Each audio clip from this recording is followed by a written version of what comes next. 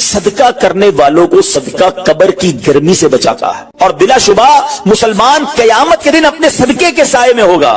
جب سایہ نہیں ہوگا، جب بہت گرمی ہوگی، جب بڑی تپش ہوگی، سوچو صدقہ کرنے والا کتنا خوش نصیب ہے، اور وہ اور خوش نصیب ہے جو روزانہ کچھ دنوں کے بعد جب موقع ملتا ہے دیتا ہی رہتا ہے۔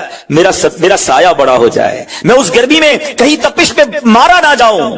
اگر اس نیت سے صدقہ دو کہ مولا کریم قیامت کے دن کی گرمی سے بچا لیجیے، تو انشاءاللہ صدقہ دینے کا لطف بھی اور آئے گا۔ یا الہی گرمی محشر سے جب پھڑکے بدر دامن محبوب کی ٹھنڈی ہوا کا ساتھ ہو، یا الہی جب زبانیں باہر آئے پیاس سے ساقی کوثر شہے جود و عطا کا ساتھ ہو۔ میرے بیچ اسلامی بھائیوں، صدقہ دینے میں بڑی جس کو کہنا خوشی دلی کے ساتھ آگے بڑھ کر ان موقعوں سے فائدہ اٹھانا چاہیے۔ صدقہ عمر میں اضافے کا بھی باعث بنتا ہے۔ جی ہاں، بڑا کمال کا واقعہ ہے۔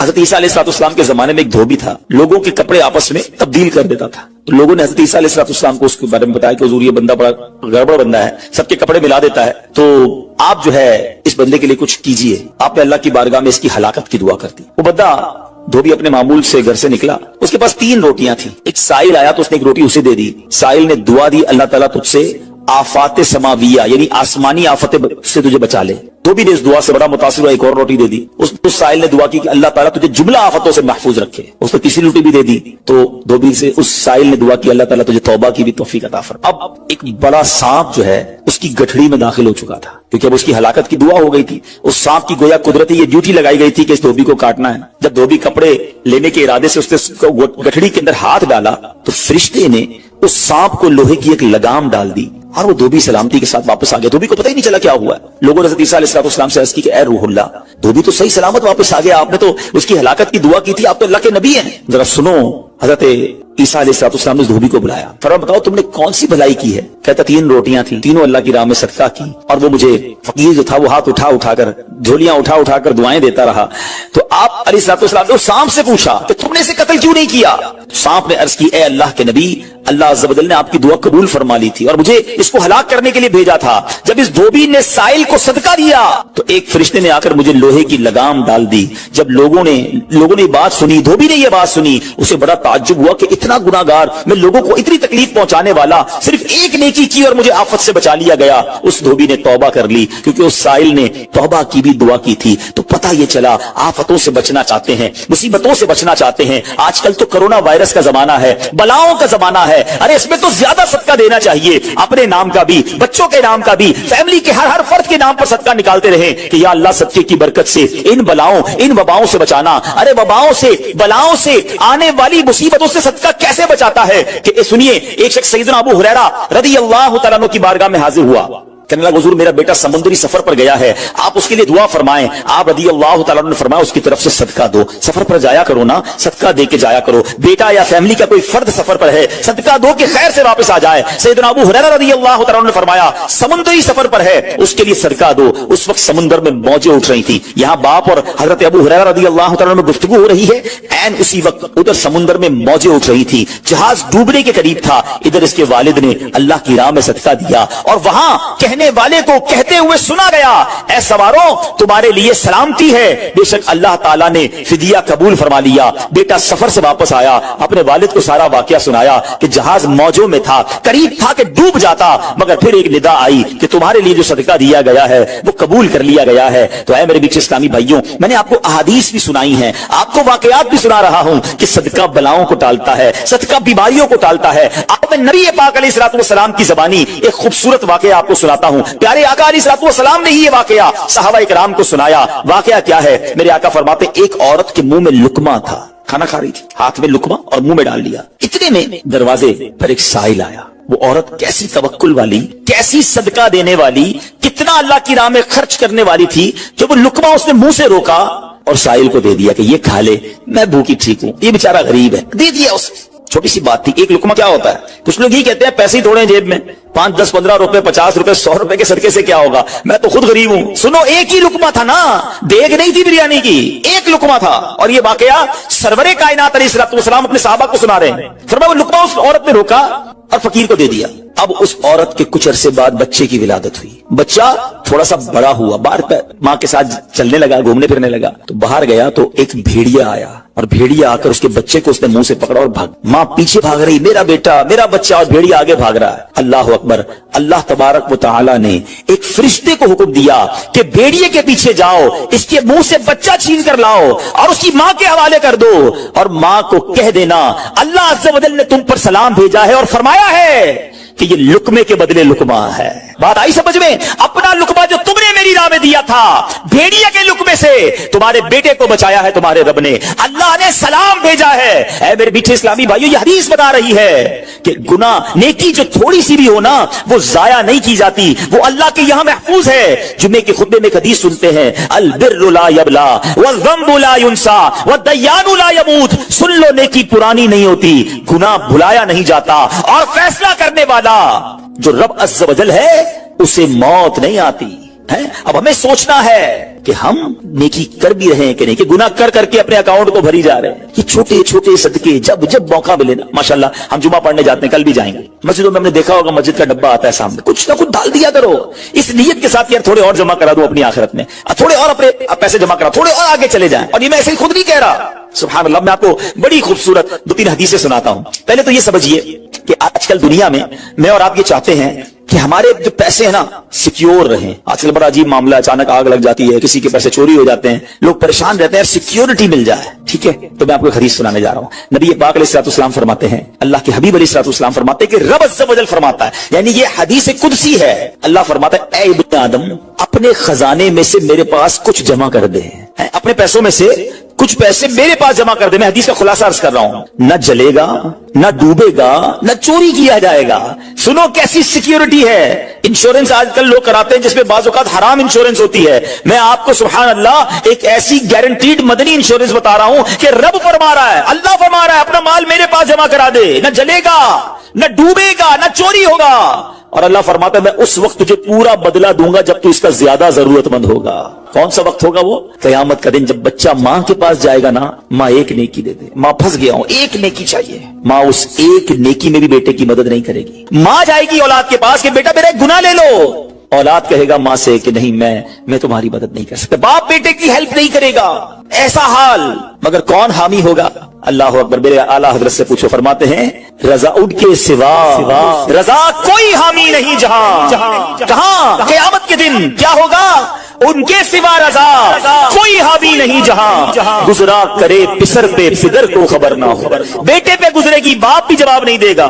ذرا تصور کریں, امیجن کریں, قیامت کا دن ہوگا, کسی کا نامہ اعمال تولا جا رہا ہو اور ایک نیکی کی وجہ سے وہ پھنس جائے.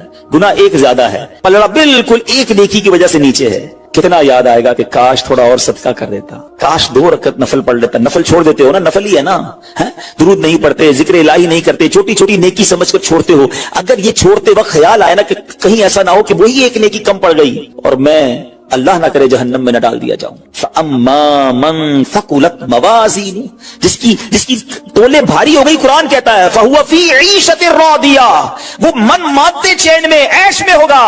اور جس کی تولے ہلکی پڑ گئی, وَأَمَّا مَن خَفَّتْ مَوَازِينُهُ فَأُمُّهُ هَاوِيَةٌ وَمَا أَدْرَاكَ مَا هِيَ نَارٌ حَامِيَةٌ, جس کی تولے ہلکی پڑ گئی, وہ نیچا دکھانے والی گود میں ہے. اور وہ کیا ہے تم نے کیا جانا؟ شولے مارتی بھڑکتی ہوئی آگ, یعنی جہنم میں ڈالا جائے گا اگر تولے ہلکی پڑ گئی. تو اگر اپنی اس اسکیل کو بھاری کرنا چاہتے ہو تو اللہ فرما رہا ہے اس وقت میں لوٹاؤں گا جب تم زیادہ ضرورت مند ہوگے, جب تمہیں زیادہ ضرورت ہوگی. یہ سیکیورٹی ہے. اچھا, پھر کچھ لوگ بڑے عجیب ہیں, وہ کہتے ہیں یار پیسے تو ہم نے خرچ کر دیے, رمضان میں دی نا, زکات بھی پوری دے دی, بڑا کاؤنٹ کر کے چلتے ہیں, پورے ہو گئے بھائی, اب اگلے سال آنا. وہ اللہ کے بندو, جب رب تمہیں روز دے رہا ہے, عطائیں دیے جا رہا ہے, اور تم کیلکولیٹ کر کے لاک کر دیتے ہو صدقے کو. ایسا نہ کرو. میں آپ کو ایک اور حدیث سناتا ہوں. اللہ کے حبیب صلی اللہ تعالی علیہ وسلم فرماتے ہیں, پیارے آقا نے فرمایا مال کو روک کر نہ رکھو, روک کر نہ رکھو, کہیں یہ نہ ہو کہ تم سے بھی روک لیا جائے. ہاں, ہمارے لیے تو نہیں روکا جا رہا نا. مثال کے طور پہ دکاندار بیٹھے ہوں گے یا بزنس کمیونٹی کے لوگ بیٹھے ہوں گے, آپ کا مثال کے طور پہ مہینے کا 1 لاکھ روپے کا خرچہ ہے. کبھی کبھی ایسا بھی ہوتا ہے پہلے 2-3 دنوں میں لاکھ روپے ہو جاتے ہیں پورے, تو کیا تالا لگاتے ہو کہ چلو بھائی پورے مہینے کا ہو گیا, 27 دن بعد آئیں گے؟ نہیں, آنے تو جتنا آ رہا ہے. ہم آنے والی سائڈ تو نہیں روک رہے, ہاں خرچ اللہ کی راہ میں کرنے والی روک لیتے ہیں. جب وہ دینے میں نہیں روک رہا تو تم اللہ کی راہ میں خرچ کرنے میں نہ روکو. میں حدیث سنا رہا ہوں کہ रोक रोक कर खर्च न करो, रोक रोक कर न रखो, कहीं ये ना हो कि तुमसे भी रोक लिया जाए। एक दूसरी रिवायत में कि नबी पाक अलैहिस्सलाम ने फरमाया खर्च करो, गिन गिन कर न रखो, कहीं ये ना हो कि अल्लाह भी तुम्हें गिन गिन कर न दे, कहीं ये ना हो कि अल्लाह भी तुम्हें गिन गिन कर दे। और बचा बचा कर ना रखो, कहीं ऐसा ना हो कि अल्लाह भी तुमसे बचा बचा कर रखने लगे।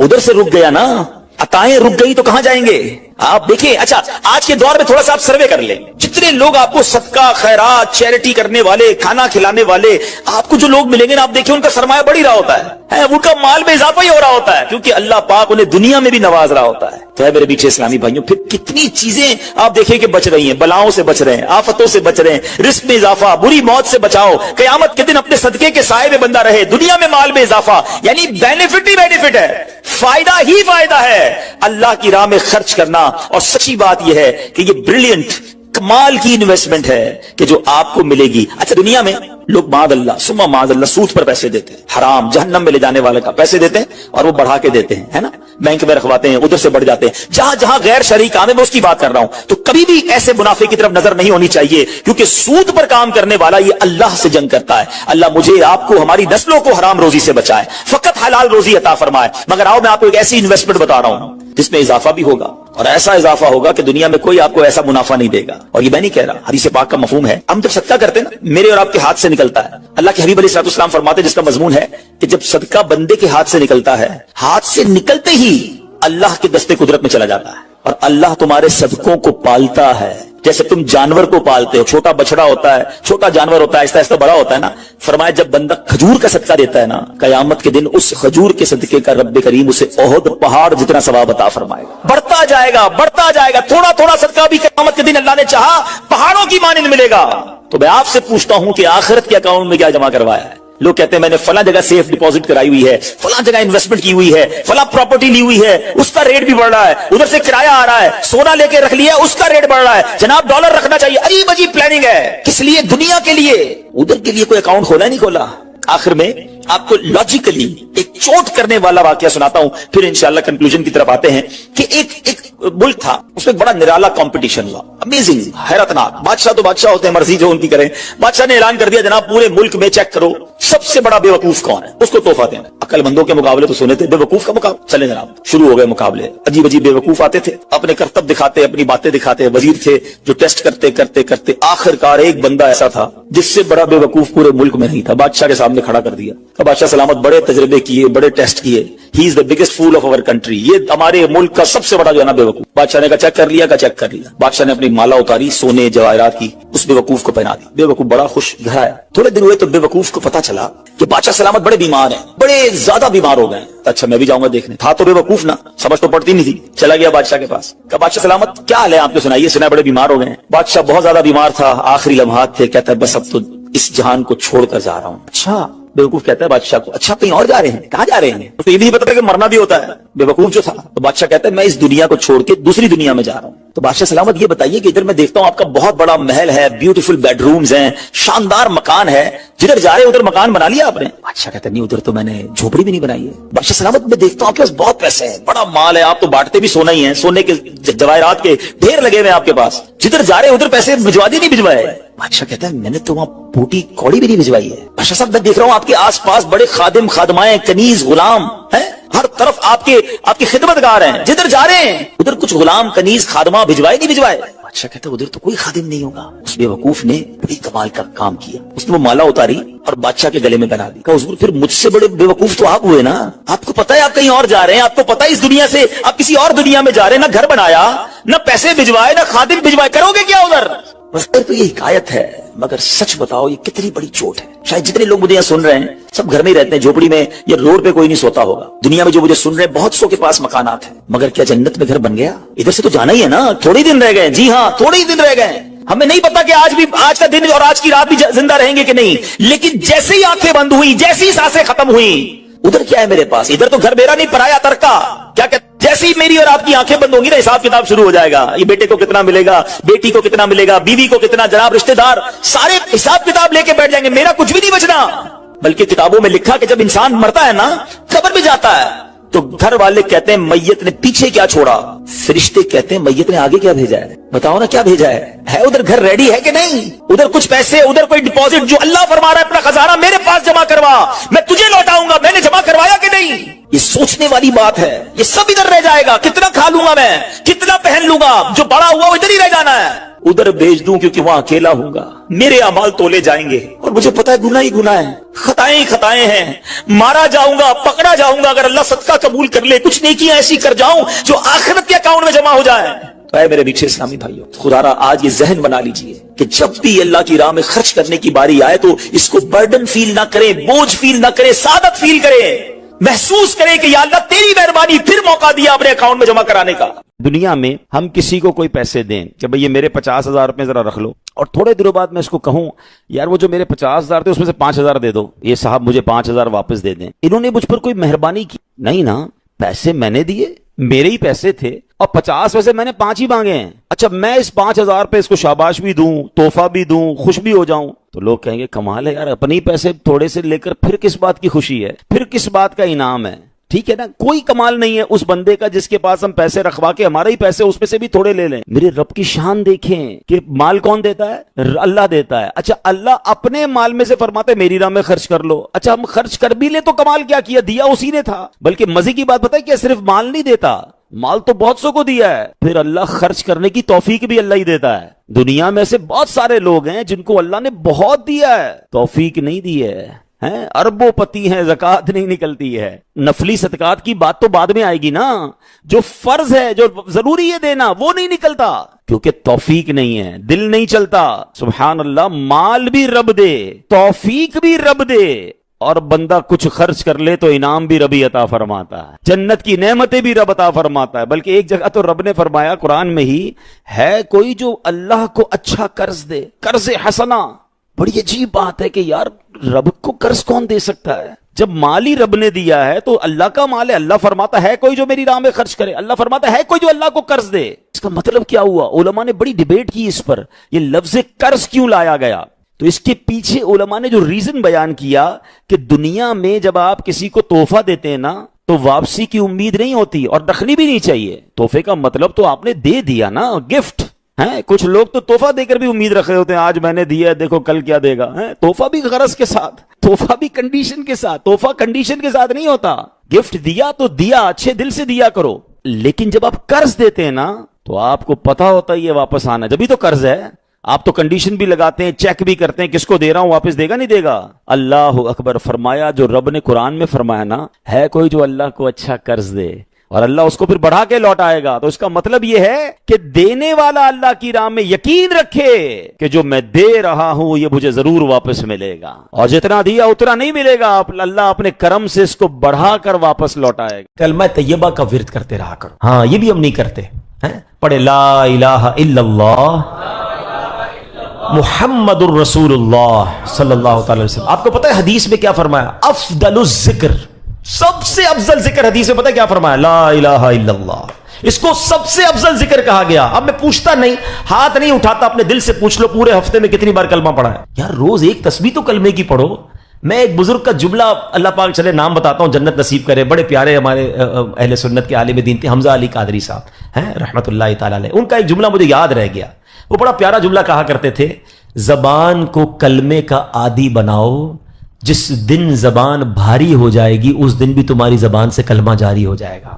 آپ کو پتا ہے جب ہم مریں گے نا, سکرات کا جو وقت ہوتا ہے, زبان بھاری ہو جاتی ہے, جملے نہیں نکلتے. دیکھیں زبان کا عادی ہونے کے مطلب سمجھو.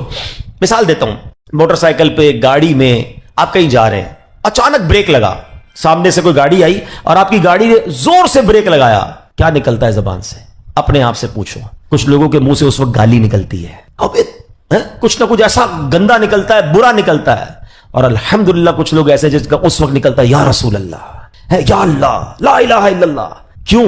یہ جملہ سمجھنا میرا, جو برتن میں ہوتا ہے نا وہی چھلکتا ہے. جس کے اندر گندگی بھری ہونا ہے, گندی باتیں, بے حیائی, برے دوست میں بیٹھنا, گالی گلوچ, جب بھی اس کو جھٹکا لگے گا نا, جب بھی اس کو تکلیف پہنچے گی, چونکہ اندر گندگی بھری ہوئی ہے تو دھکا لگنے پر وہی باہر نکل رہا ہے. جس کے صبح و شام اللہ کے ذکر میں گزرتے ہوں، درود پاک میں گزرتے ہوں، کلمہ پاک میں گزرتے ہوں، اس کو جب بھی دھکا لگے گا اس کے منہ سے انشاءاللہ درود پاک ہی نکلے گا، کلمہ پاک ہی نکلے گا۔ اب آپ کی مرضی ہے برتن میں کیا بھرنا ہے، کیسے دوستوں میں بیٹھنا ہے، کیسی گیدرنگ میں بیٹھنا ہے، اور بھرنا کیا ہے اپنے اندر۔ اپنے برتن کو اچھا بھرو، روز کلمہ پڑھتے رہا کریں۔ ایمان کی حفاظت کا ایک ذریعہ یہ بھی ہے کہ بندہ کلمہ پاک کا ورد کرتا رہے، تاکہ جب میری زبان بھاری ہو، سکرات کا عالم ہو، تو زبان سے کلمہ